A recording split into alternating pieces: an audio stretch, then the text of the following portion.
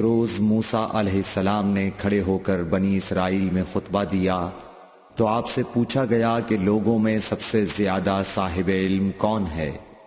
انہوں نے فرمایا کہ میں ہوں۔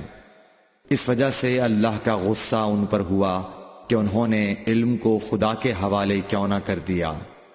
تب اللہ نے ان کی طرف وحی بھیجی کہ میرے بندوں میں سے ایک بندہ دریاؤں کے سنگم پر ہے جہاں فارس اور روم کے سمندر ملتے ہیں، وہ تجھ سے زیادہ عالم ہے۔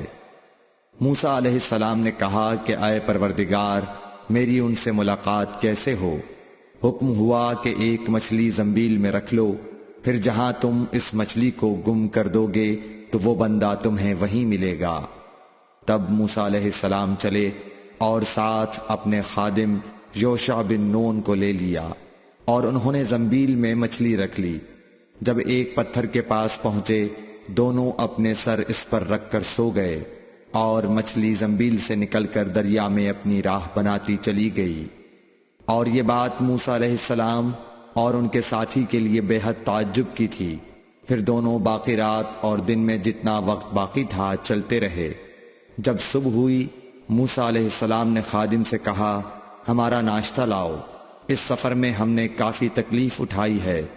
اور موسیٰ علیہ السلام بالکل نہیں تھکے تھے، مگر جب اس جگہ سے آگے نکل گئے جہاں تک انہیں جانے کا حکم ملا تھا، تب ان کے خادم نے کہا کہ کیا آپ نے دیکھا تھا کہ جب ہم صخرہ کے پاس ٹھہرے تھے تو میں مچھلی کا ذکر بھول گیا؟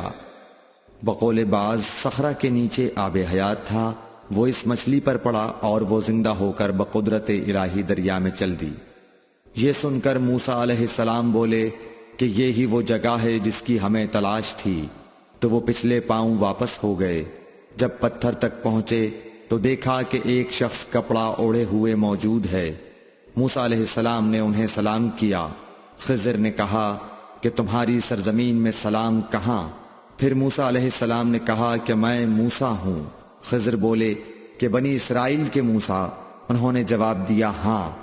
پھر کہا کہ کیا میں آپ کے ساتھ چل سکتا ہوں تاکہ آپ مجھے ہدایت کی وہ باتیں بتلاؤ جو اللہ نے خاص آپ ہی کو سکھلائی ہیں؟ خضر بولے کہ تم میرے ساتھ صبر نہیں کر سکو گے۔ اے موسیٰ، مجھے اللہ نے ایسا علم دیا ہے جسے تم نہیں جانتے، اور تم کو جو علم دیا ہے اسے میں نہیں جانتا۔ اس پر موسیٰ علیہ السلام نے کہا کہ خدا نے چاہا تو آپ مجھے صابر پاؤ گے، اور میں کسی بات میں آپ کی نافرمانی نہیں کروں گا۔ پھر دونوں دریا کے کنارے کنارے پیدل چلے۔ ان کے پاس کوئی کشتی نہ تھی کہ ایک کشتی ان کے سامنے سے گزری تو کشتی والوں سے انہوں نے کہا کہ ہمیں بٹھا لو۔ خضر کو انہوں نے پہچان لیا اور بغیر کرائے کے سوار کر لیا۔ اتنے میں ایک چڑیا آئی اور کشتی کے کنارے پر بیٹھ گئی۔ پھر سمندر میں اس نے ایک یا دو چونچیں ماری۔ اسے دیکھ کر خضر بولے کہ اے موسیٰ، میرے اور تمہارے علم نے اللہ کے علم میں سے اتنا ہی کم کیا ہوگا جتنا اس چڑیا نے سمندر کے پانی سے۔ پھر خضر نے کشتی کے تختوں میں سے ایک تختہ نکال ڈالا۔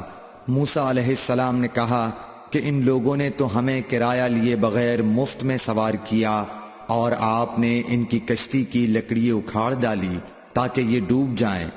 خضر بولے کہ کیا میں نے نہیں کہا تھا کہ تم میرے ساتھ صبر نہیں کر سکو گے؟ اس پر موسیٰ علیہ السلام نے جواب دیا کہ بھول پر میری گرفت نہ کرو۔ موسیٰ علیہ السلام نے بھول کر یہ پہلا اعتراض کیا تھا۔ پھر دونوں چلے۔ کشتی سے اتر کر ایک لڑکا بچوں کے ساتھ کھیل رہا تھا۔ خضر نے اوپر سے اس کا سر پکڑ کر ہاتھ سے اسے الگ کر دیا۔ موسیٰ علیہ السلام بول پڑے، کیا آپ نے ایک بے گناہ بچے کو بغیر کسی جانی حق کے مار ڈالا؟ غضب ہو گیا۔ خضر بولے کہ میں نے تم سے نہیں کہا تھا کہ تم میرے ساتھ صبر نہیں کر سکو گے؟ ابن عیینہ کہتے ہیں کہ اس کلام میں پہلے سے زیادہ تاکید ہے، کیونکہ پہلے کلام میں لفظ لکا نہیں کہا تھا، اس میں لکا زائد کیا، جس سے تاکید ظاہر ہے۔ پھر دونوں چلتے رہے حتیٰ کہ ایک گاؤں والوں کے پاس آئے۔ ان سے کھانا لینا چاہا، انہوں نے کھانا کھلانے سے انکار کر دیا۔ انہوں نے وہیں دیکھا کہ ایک دیوار اسی گاؤں میں گرنے کے قریب تھی۔ خضر نے اپنے ہاتھ کے اشارے سے اسے سیدھا کر دیا۔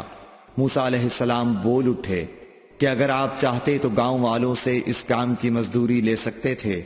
خضر نے کہا کہ بس اب ہم اور تم میں جدائی کا وقت آ گیا ہے۔ جناب محبوب کبریا رسول اللہ صلی اللہ علیہ وسلم فرماتے ہیں کہ اللہ موسیٰ علیہ السلام پر رحم کرے۔